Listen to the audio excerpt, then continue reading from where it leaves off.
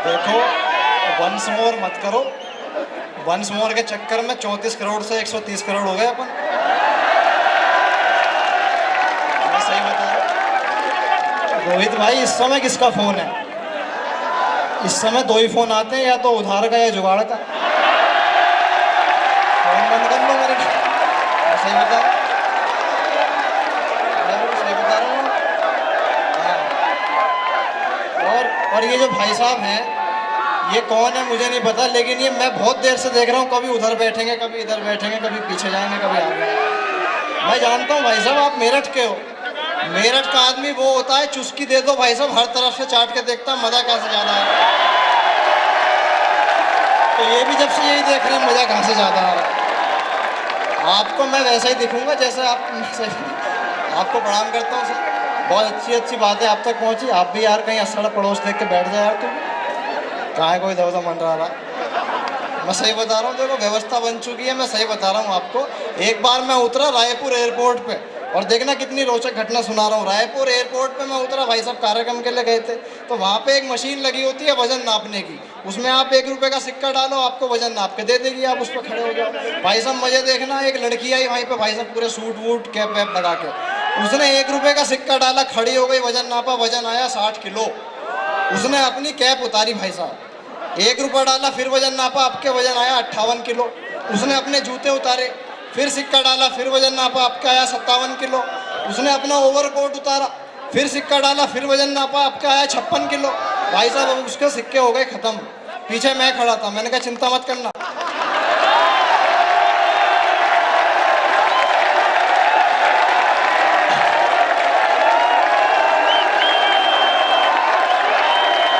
मैंने कहा आज चाहे वर्ल्ड बैंक से लोन लेना पड़ जाए, पर भाई साहब ओरिजिनल वेट नपा के तो देखो। आप इतना हाँ हल्ला मत करो। आपका तो शहर भी इतना अच्छा है, आज तक आतंकवादी हमला आपके यहाँ नहीं हुआ। मैं सही बता रहा हूँ। अच्छा, मुझे ये बड़ी कलेश वाली बात लगती है कि यार जब सारे काम मेरठ में हो सकते हैं तो एक बार आतंकवादी हमला क्यों नहीं हुआ यार। मैं बिल्कुल सही बता रहा हूँ भाई साहब। एक बार ट्रेन में मैं जा रहा था तो सामने आतंकवादी मिल गया है। मैंने उससे जाके निवेदन किया, मैंने कहा हे आतंकवादी शिरोमणि, आप पूरी दुनिया में जाते हो बम ब्लास्ट करते हो। आप बम्बई चौपाटी पे गए, आपने बम फोड़ा। आप दिल्ली संसद भवन में गए, आपने बम फोड़ा। कभी मेरठ भी आओ यार। उनने मेरे से कहा यार हम आपका निवेदन जरूर स्वीकार करते, लेकिन मेरठ में क्या है, एक टेक्निकल प्रॉब्लम है। मैंने कहा वो क्या? बोले जी हमारी एक प्रोसेस होती है, एक पूरी प्रक्रिया होती है। हमारा सबसे पहले एक आदमी जाता है एक भीड़ भरे इलाके में, एक साइकिल खड़ी करके आता है। उसके आधे घंटे बाद हमारा दूसरा आदमी जाता है, उस साइकिल में बॉम्ब फिट करके आता है। उसके आधे घंटे बाद हमारा तीसरा आदमी जाता है, उस बॉम्ब को रिमोट से ब्लास्ट करके आता है। मेरठ में हमने कई बार साइकिल खड़ी करी। भाई साहब आधे घंटे बाद साइकिल नहीं। मैं बिल्कुल सही बता रहा हूँ। मेरठ का आदमी तो इतना होशियार, एक केले वाला था, मैंने उससे केले के भाव पूछ लिया। मैंने कहा भाई केले कितने के दिए? बोला जी 40 रुपए दर्जन। मैंने कहा यार कुछ कम कर ले। अगले ने तो केले ही कम कर दिए। बिहार टॉप किया साहब, तो इन्हें कुछ मिला नहीं है। मेरे पास आए यार, प्रशांत कवि सम्मेलन भी हल्के फुल्के चल रहे हैं, चलो एक आध नौकरी ढूंढ लेते हैं। भाई साहब मैं इनके साथ पहुंच गया एक कंपनी में इंटरव्यू देने, और पहला नंबर मेरा लगा। मेरे से पहला सवाल पूछा गया, बताओ हमारे प्रधानमंत्री का क्या नाम है?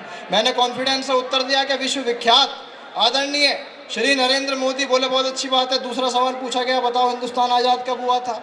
मैंने कहा जी हम हिंदुस्तान की आज़ादी की प्रक्रिया 1857 में शुरू हो गई थी, लेकिन 90 वर्षों के संघर्ष के बाद 1947 में हमारा देश आज़ाद हो पाया, और हमारी आज़ादी में हमारे पड़ोसी देशों का भी भरपूर सहयोग रहा।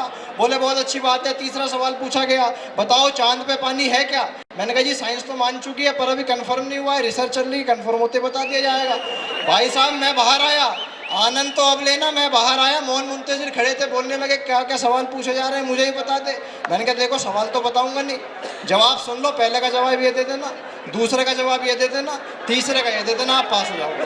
भाई साहब इनसे पहला सवाल पूछा गया, आप आनंद लेंगे, बताओ तुम्हारा क्या नाम है? भाई साहब कॉन्फिडेंस से उत्तर दिया कि विश्वविख्यात आदरणीय श्री नरेंद्र मोदी। बोले यार पर्चे में तो मोहन मुंतजिर लिखा, हो सकता है घर का नाम बता रहा हो, उपनाम बता रहा हो, कोई बात नहीं है। भाई साहब अगला सवाल पूछा गया, बताओ भाई साहब आपका जन्म कब हुआ था? बोले जी मेरे जन्म की प्रक्रिया तो 1857 में शुरू हो गई।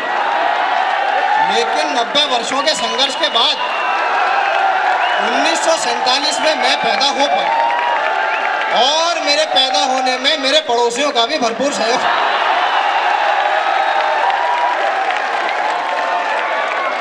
बोले यार तुम क्या उल्टे सीधे जवाब दे रहे हो, तुम पागल तो नहीं हो गए? बोले जी साइंस तो मान चुकी है। कंठ में मौन मुंतजिर है। अब मैं निवेदन ये करूं कि जो लोग खड़े हैं वो कृपया बैठ जाएं। भगवान ने खड़े होने के लिए पैर दिए, बैठने के लिए भी कुछ दिया है। आप लोग बैठ जाओ तो मैं ये कार्यक्रम शुरू कर सकूं। रोहित भाई आपने बहुत मेहनत की है, आज थोड़ी मेहनत मुझे करने दो। आप प्लीज़ बैठ जाओ, मैं निवेदन करना चाहता हूँ। जिन लोगों को कुर्सी नहीं मिल रही वो ज़मीन पे बैठ जाएं। ज़मीन पे बैठने वाले ज़मींदार बनते हैं। हाँ बैठ जाओ भाई साहब, आप ऐसे घूमो मत, मुझे टेंशन हो जाती है।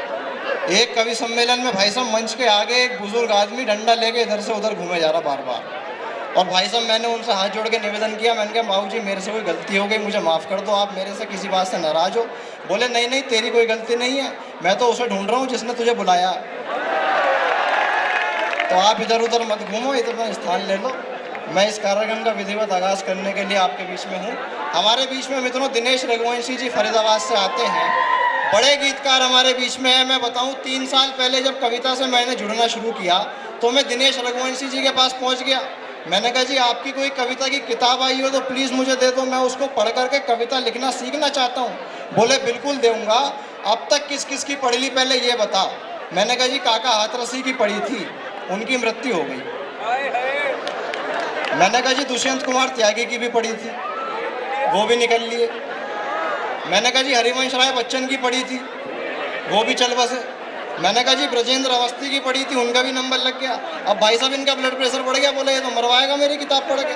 भाई साहब इनकी होशियारी देखना, आप सर्वाधिक चेतना चाहता हूँ। अपने कमरे में गए चुपचाप, बड़ी एक साफ सुथरी सी किताब निकाल के लाए, मेरे हाथ में दी, बोले मेरी पत्नी की नई किताब आई है, इसे पढ़ियो। दिनेश जी आपको बड़ी टेंशन थी कैसे चलेगा कार्यक्रम, आप देख रहे हो 5 मिनट में मजा आने लगा। मैं सही बता रहा हूँ आप। और जितने भी लोग अभी चहलकदमी कर रहे हैं, चाय आप बांट लो। चाय वाले को मैं कुछ नहीं कहूँगा, पता नहीं कब को प्रधानमंत्री बन जाए।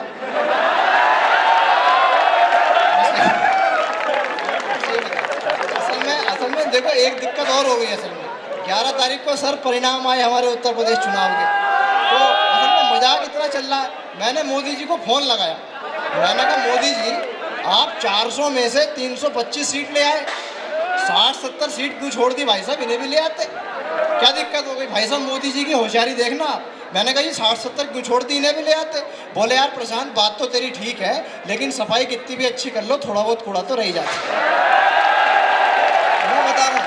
और भाई साहब रोहित भाई मोदी जी की होशियारी देखना, जब भी किसी सभा में जाएंगे भाई साहब, किसी शपथ ग्रहण समारोह में जाएंगे, अपने साथ मुरली मनोहर जोशी और लाल कृष्ण आडवाणी को जरूर ले जाएंगे और ले जाकर के उनको सामने वाली पहली पंक्ति में बिठा देंगे जहाँ हमारे चेयरमैन साहब और डीजी सर बैठे हैं, और खुद मंच पे आ जाएंगे भाषण देने।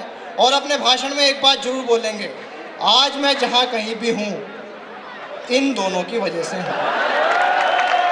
और भाई साहब बात तो अगली मजा आ जाए तो अब देना तालियां। वो बोलते हैं आज मैं जहाँ कहीं भी हूँ इन दोनों की वजह से हूँ, और ये दोनों आज जहाँ कहीं भी हैं। सब इनकी पत्नी 40 साल हो गए इनकी शादी को, इनकी पत्नी आज तक इनसे प्यार से नहीं बोली साहब, हमेशा गाली गलौज करना, इनकी मार पिटाई करना। देख ही रहे होंगे आप, सब पे बाल बच्चे नहीं है, मैं सही बता रहा हूँ। अब ये 40 साल बाद भाई साहब परेशान हो गए और गए भाई साहब निर्मल बाबा के पास और उनसे हाथ जोड़ के निवेदन किया, बाबा जी मेरी पत्नी 40 साल हो गए आज तक प्यार से नहीं बोली, हमेशा मुझे गाली देती है, मारती है, पीटती है, आप कोई उपाय बताओ कि वो मेरे से प्रेम से बोलना शुरू कर दे। तो बाबा जी ने पूछा भाई 40 साल हो गए कभी उसके हाथ का खाना खाया? बोला हाँ जी रोज खाता हूँ। बोले जी कभी तारीफ करी? बोले जी ना वो ना करी अभी तक। बोले भाई कृपा की होगी। भाई साहब इनकी बात समझ में आ गई, इन्होंने सोच लिया आपको कल घर जाती पहला टुकड़ा खाऊंगा और उसकी तारीफ करनी शुरू कर दूंगा। अगले दिन भाई साहब अपने घर पे गए, इनकी पत्नी पराठे लेके आई 2 प्लेट में रख के, इन्होंने पहला टुकड़ा खाया और तारीफ करनी शुरू, वाह वाह वाह वाह, इससे खूबसूरत इससे स्वादिष्ट पराठे आज तक नहीं खाए, पूरी दुनिया में बन ही नहीं सकते इससे अच्छे पराठे। पत्नी भाई साहब किचन में गई, 15-16 बेलन ला के तड़ातड़ इनके दोबारा बजा। अब ये फिर परेशान, बोले यार आज तो तारीफ करिए, आज क्यों मार रही है? पत्नी ने क्या जवाब दिया, अब आपकी सर्वाधिक तालियां उठे उनके सम्मान में। पत्नी बोलती है कि 40 साल से मेहनत करके खाना बना के खिला रही हूँ, आज तक 2 शब्द तारीफ के नहीं निकले, आज पड़ोसन के यहाँ से 2 पराठे पे आ गए। तो भाई साहब इनकी किस्मत में इतना लोचा, मैं क्या बताऊँ, दे दो भाई साहब वही रख लेती है, कोई बार्गेनिंग नहीं है अपने। मैं सही बता रहा हूँ चेयरमैन सर, जब रोज़ सुबह मैं मोटरसाइकिल से अपने कॉलेज आता हूँ तो रास्ते में कई सारे कैश पोस्ट पड़ते हैं। कैश पोस्ट इसलिए क्योंकि वो चेक नहीं लेते, मैं बिल्कुल सही बता रहा हूँ। तो एक बार मैं सुबह सुबह निकला, मेरे को पहले ही कैश पोस्ट पे पकड़ लिया, बोले लगा ले साइड में, 2000 रुपये का चालान कटेगा, तेरे पास हेलमेट नहीं है। मैंने कहा यार 2000 रुपये का चालान कौन कटवाए, मैंने जेब से 100 रुपये निकाले, उसको दे दिए। बोले ठीक है जाओ। मैंने कहा पर यार ये तो बता दे, आगे कोई पकड़ लेगा फिर 100 रुपये देने पड़ेंगे, फिर आगे कोई पकड़ लेगा फिर कोई 100 रुपये देने पड़ेंगे, ऐसा तो बहुत खर्चा हो जाएगा। बोले एक काम करना, आगे अगर कोई पकड़े तो उसके कान में बोल देना पेप्सी। मैंने कहा यार ये क्या बात है। भाई साहब मजे की बात देखना, आगे अगले चौराहे पे मुझे फिर पकड़ लिया, मैंने कान में बोला पेप्सी, भाई साहब छोड़ दिया। आगे फिर पकड़ लिया अगले चौराहे पे, मैंने फिर कान में बोल दिया पेप्सी, भाई साहब फिर छोड़ दिया। मैंने कहा यार ये तो मजे आ गए। अगले दिन तो भाई साहब मैं गाड़ी के कागज भी घर रख गया और भाई साहब ड्राइविंग लाइसेंस भी दे दिया पिताजी को। मैंने कहा अब जरूरत नहीं है मुझे, पेप्सी देना भाई साहब अपने पास। भाई साहब मैं पहले ही सुबह सुबह निकला, पहले ही चौराहे पे मुझे दोबारा पकड़ लिया, बोले लगा ले साइड में। मैंने कान में बोला पेप्सी, बोले अब तो बिल्कुल लगा ले, आज का लिम्का है। मैं बिल्कुल सही स्थिति होती है। ये शायर कैसे बने, इनकी शायर बनने की कहानी सुनाता हूँ आपको। जिस लड़की से ये प्यार करते थे भाई साहब, वो इनसे 2 साल छोटी थी। देखो सुनो, अभी अपनी टाइमिंग सही रखो, और मैं बिल्कुल सही बता रहा हूँ, कहानी सुनो। ये शायर कैसे बने, जब ये 5वीं में थे, जिस लड़की से ये प्यार करते थे वो 3री में थी। जब ये 9वीं में थे वो 7वीं में थी। ये इंटर में आ गए, वो 10वीं में थी। इन्होंने इंटर के बाद एसएससी की तैयारी करनी शुरू कर दी, वो इंटर में आ गई। ये एसएससी की तैयारी कर रहे थे, वो बीए में आ गई। ये एसएससी की तैयारी कर रहे थे, वो एमए में आ गई। ये एसएससी की तैयारी कर रहे थे, उसने एमफिल कर ली। ये एसएससी की तैयारी कर रहे थे, उसने पीएचडी कर ली। अब आज ये बड़े परेशान है। बोले यार, मैंने कहा क्या बात हो गई। बोले यार कल उस लड़की की शादी है किसी और से, और न्योता मुझे भी आया। मैंने कहा तो क्या दिक्कत होगी, चले जाओ। बोले यार चला कैसे जाऊँ, परसों मेरा एसएससी का पेपर है।